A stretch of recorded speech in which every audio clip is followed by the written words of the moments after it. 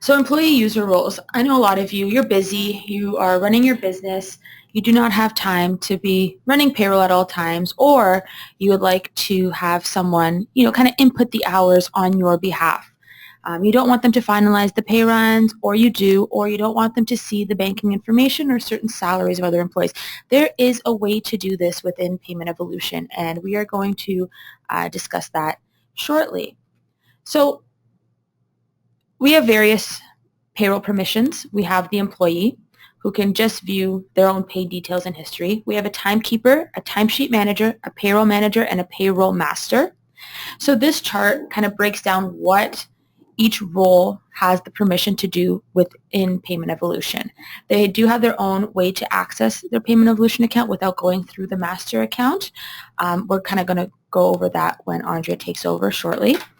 So this chart and many other roles are found on both the handout that you can see in your GoToWebinar tab, or you could search help.paymentevolution.com and just search roles.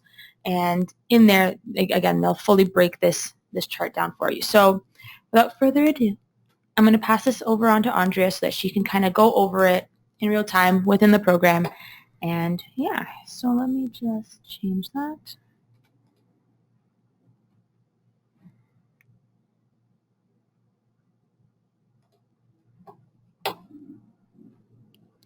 All right, thanks, Kinga. Everybody should be able to see my Payment Evolution login screen now.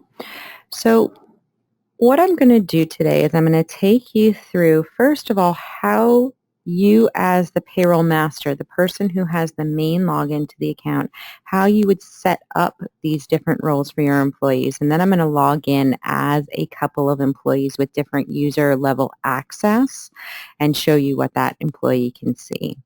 So one of the things I'm going to point out at the top, and this is something that people see all the time, and you'll know that if you get logged out of your account because you're timed out for inactivity or something like that, you'll always get pushed over to the employee login page.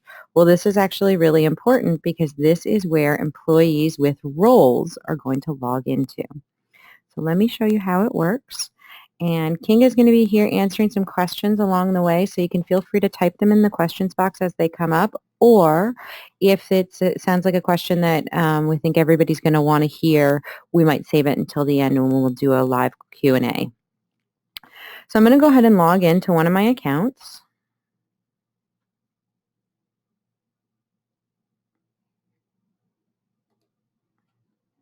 I'm using an accountant version, so I have multiple companies set up. So I'm going to log into my accounts, and I'm going to go to my employees. Now, just for the sake of time, I set this up already for you guys. I grabbed a few employees and gave them some user roles. So any employee that I wanted to set up, I have the ability to select what kind of role that they have. So this will also depend, what you can choose with regards to user roles will depend on what kind of plan you have with Payment Evolution. If you are on the green plan, your employees will only ever have employee access. That means that they can log into Paychecker, they can view their pay slips, their T4s, and anything else that's available to them through Paychecker.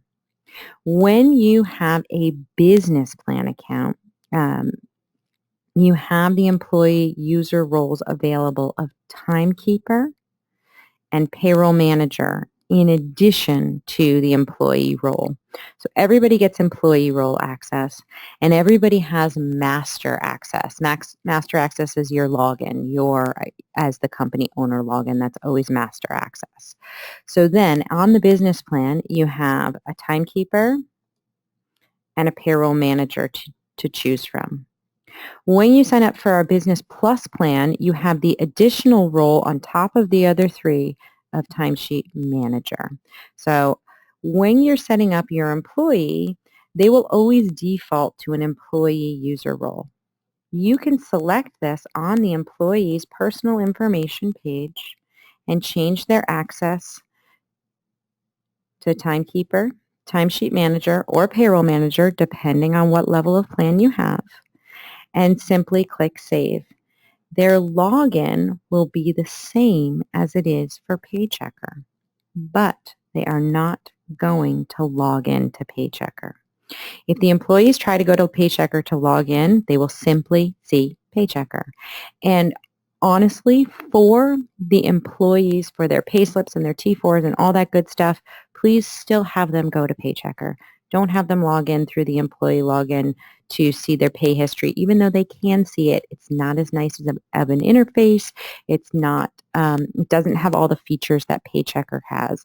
So for the employee, for their personal needs, please do encourage them to continue to log in through Paychecker so that they can get their pay slips, they can get their T4s, and see all the things that are available to them on Paychecker. But when you want your employee to help you run payroll, this is where these user roles are really helpful. So I just want to go quickly back to the chart so we can have a quick look at what employee roles can do. So the employee can log in and view their personal details on Paychecker. A timekeeper can enter timesheets for time-based employees only. A timesheet manager can enter timesheets. They can import timesheets. They can approve and finalize time-based employee pay runs. They can enter additional earnings or deductions. And they can edit the time-based employees' profile so they can log in and see those employees only which are set to time-based. The payroll manager can do all of those things. In addition, they can finalize a pay run that includes salaried staff, and they can approve salaried staff. They can view reports, and they can view and edit all employees, so salaried and time-based employees. Now you'll see here that none of the roles have the ability to close a payroll period. The payroll manager can in fact close the payroll period when they start a pay run. They just can't do it from the actions menu. So when I'm on my home page, normally right now I see run payroll, actions, and reports. The payroll manager will not have this actions menu because they're not able to do the year end. But this is a great feature. They're also not able to change any of the company settings. So if you've been to any of our past trainings or demos before and we've talked about activating a PIN, this is where the PIN really comes in because you as the master are the only person with access to this company settings option, which is where you would set up your PIN. So you as the master would set up your PIN and then you could assign somebody at your office payroll manager access. They can run payroll, they can add it and edit employees, but they will not be able to finalize it without the PIN. This would give you the option to go in and review what that payroll manager has done and put in the PIN so you have that final say. And this is a really great feature because it really lets you as the company owner kind of give some of these tasks to somebody within your company that you trust, but it doesn't allow them to finish anything without you giving that access. So without further ado, I am going to show you what it looks like when you log in as an employee with access. So I've set up 3 of my employees. I'm going to log out of here completely. Okay, so when I go to my login page, the first thing that's really important and probably one of the biggest challenges when somebody first starts, and I've said it already, but I'm going to say it again, when you go to log in as an employee with access, you have to use the PaymentEvolution.com login and click on employee login. So I'm going to go back and I'm going to give this to you from the first place that I would go to go in. And you can have your employees start this page. They go to paymentevolution.com and they click on the login button. And it takes me to the main login.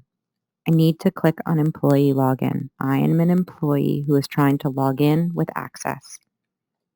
My company, this is not my company name. It is my company alias or the company email address. The reason for that is because companies within Canada can have the same company names, and we certainly wouldn't want you to get access to somebody else's company. So company alias, same with Paychecker if they're not using the alias in their URL. Company alias or company email address. The employee username can either be the employee email address that's in their profile, or their user ID, their PaymentEvolution created employee ID number. For our purposes here, I am using the ID numbers because I have all of the email addresses set to one email address, so it won't work for me. And I'm going to use the same password that I would use when I first set up Paychecker. So I'm going to click Login. This employee has timekeeper access. So this employee can log in and they can view their pay history and they can have a look at some of the information that's there and available to them on their history details, and they can go back and view their EI details, and they can see their most recent pay on this screen. What this employee really is here to do, though, is to enter timesheets for time-based employees. Now I'm going to give you a little trick in the system. If a timekeeper or a timesheet manager logs in and they get those time-based employees, if the pay run has not been started yet, and so a payroll manager or a payroll master could start the pay run. If the pay run has not been started yet, then you will only have this option to enter employees' time on a daily basis. The reason for that is you would use this if you wanted to give somebody timekeeper access and they logged in every day and they approved the hours for the other employees for that day. If, however, the payroll master or the payroll manager has started the pay run, meaning when they start it, they put in the to and from dates and they click submit, then the employee who is the timekeeper or the timesheet manager can use the bulk option, because now we know this pay period has completed, and so the employees can you can put in the total number of hours for that time period. I was playing around with this beforehand and I actually approved these guys in another account, so I'm just going to remove them. And this is what it would look like. So now I can add my regular hours just like I would if I was the payroll master. I can approve them. I can add additional earnings.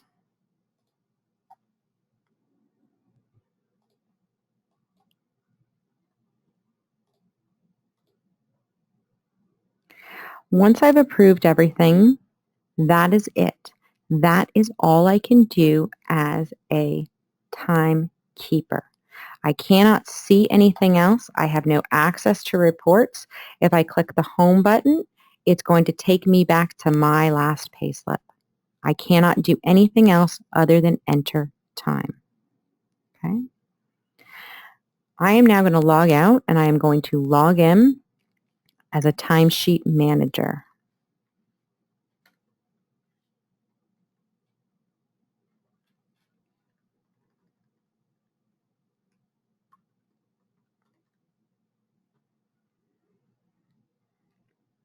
All right, so the timesheet manager looks pretty much the same, except you have a few different options. So my timesheet manager can still go to my timesheet employees and we'll see the exact same thing we saw with the other company. Look, the ones that I approved previously under the other account are still approved exactly as I put them in. So everything is there, everything stays. The difference here is now I have this option of company view.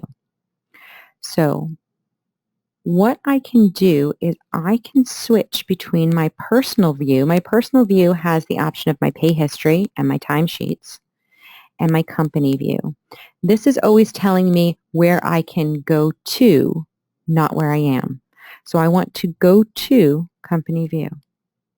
And all of a sudden I'm going to see what looks like a master login, except I'm missing some stuff. So I don't have my actions menu and I don't have access to reports, but I can run payroll.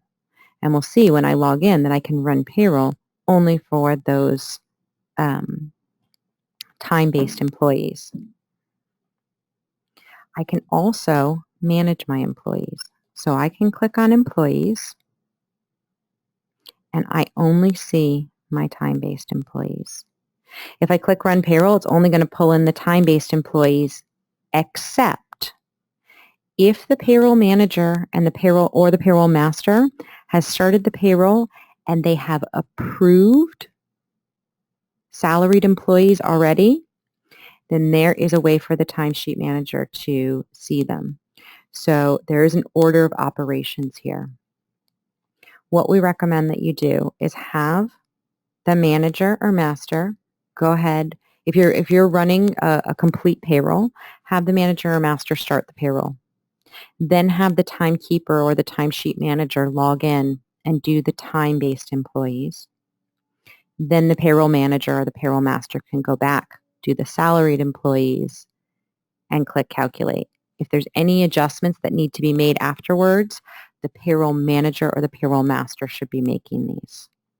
Okay, so manager or master starts the payroll, timekeeper, timesheet manager, they go in and enter their time, and then the manager or master finishes all the other tasks.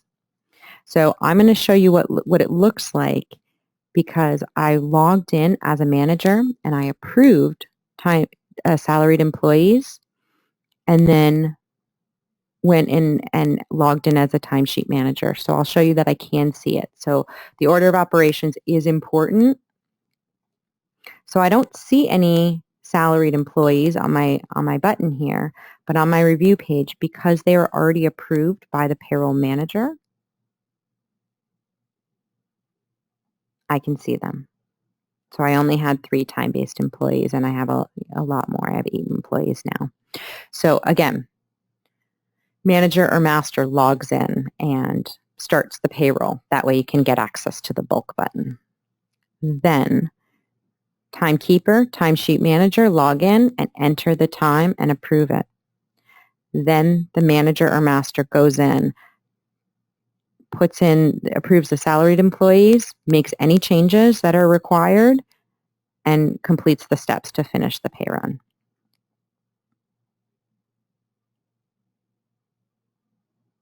So once I get here, I still do have the option if I had only approved time-based employees or I wanted my timesheet manager to go ahead and finish everybody, I could do that from here. They have the ability to finish the pay run. Anybody that's been approved, the timesheet manager can finish the pay run as long as they have the PIN. Assuming they don't, this is where the master or the manager comes in and puts in the PIN. I'm going to log out and I'm going to log back in as a payroll manager just to show you that one additional role.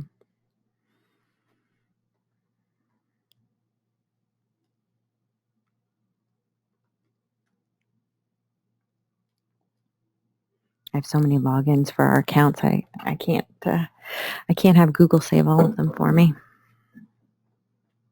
All right, so now I have logged in as a payroll manager. So again, this looks very similar. I've got my pay history here. I have my timesheets and my time-based employees. I can go to that because every user role has the ability that the one before it does and then some. So this doesn't change, the look doesn't change, just the level of what they can access has changed. So I'm going to go on the company view on the timesheet, in the payroll manager account, and you'll see it's a little bit different as well.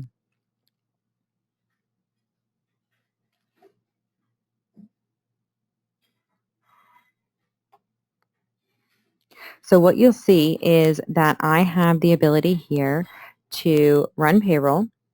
I can view reports,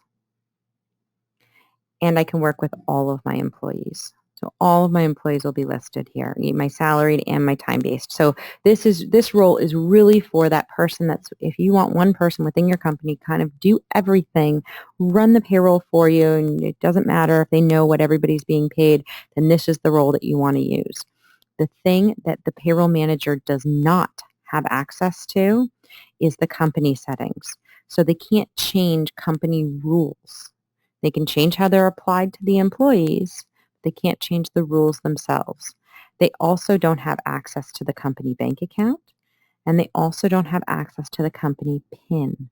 So this is where you as the master could put these the PIN or in place so that if you wanted to review the payroll before it was finalized, you would activate the PIN, and that way you would be required to put it in before it's finalized, and this would, give you that oversight that you're looking for. So as the payroll manager, I can run payroll. I'm going to trash this one. I'm going to get out of where we were. I'm going to say yes, reset, because I do want you to note something. So I pointed out before that the payroll manager does not have the access to close periods. They don't have the action button in between run payroll and reports. They can't close the period. They can't run T4s. What they can do, if you do want them closing periods, is they have this ability to close it at the beginning of a pay run. Now, if you've been to any of our other training sessions that we talk about when you should close your period, it is always at the end of a pay run, not at the beginning.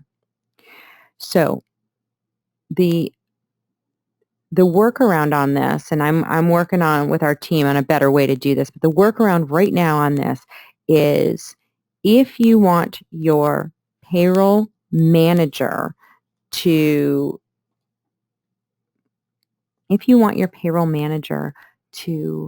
close the period for you, all they have to do is start another payroll, and they'll get this prompt. So after they have finished a payroll, they could come back, click Run Payroll again, and they will get this prompt to yes, close period. If I close the period, I will be prompted to send the bill to whatever accounting program I'm integrated with. So if you want your payroll manager to have access to do this, they simply would click Run Payroll after they finish their last pay run, and this will close the period, and then they can do it at that point. Other than that, the payroll manager has access to run every aspect of the payroll. They can import CSV timesheets. If you have our Plus planning, you've activated CSV imports. We can approve salaried employees. We can add additional earnings.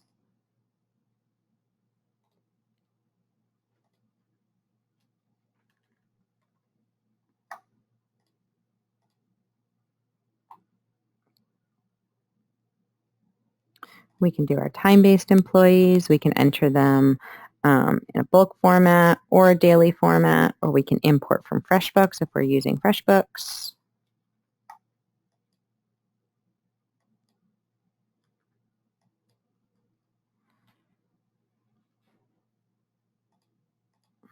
Oops, I didn't select my employees.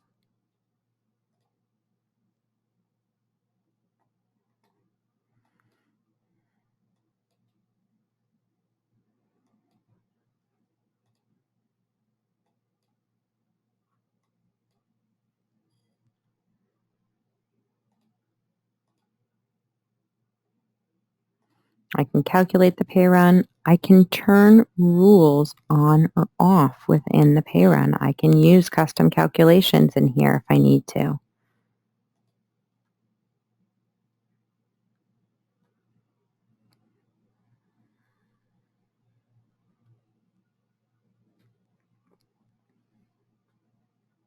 I can review any of my employees because I can see reports. I can go in and check on some of my interim reports. If you haven't used the interim journal report, I highly recommend this one. If you want to review in a pay run, it's created as soon as you click the calculate button.